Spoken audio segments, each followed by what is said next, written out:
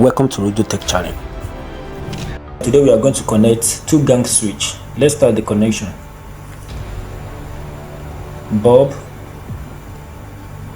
two gang switch, and power supply. So let's start. First thing, we are going to connect the neutral to the bulb. So we are going to connect live to the common of this switch, and we have connected to the first common of the switch. And what we are going to do is, for this other common to have light, so we are going to loop it. So with this, next thing to do is, we are going to connect the L1 of this switch to the bulb. So L1 of the first one and L1 of the second one.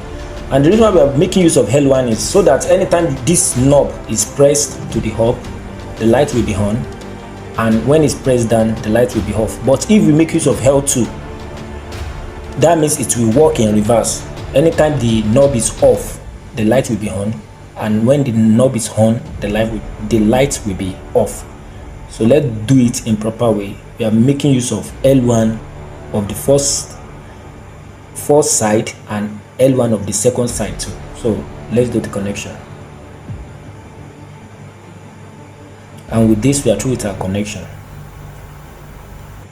Thank you for watching this video. Please like, share, and subscribe.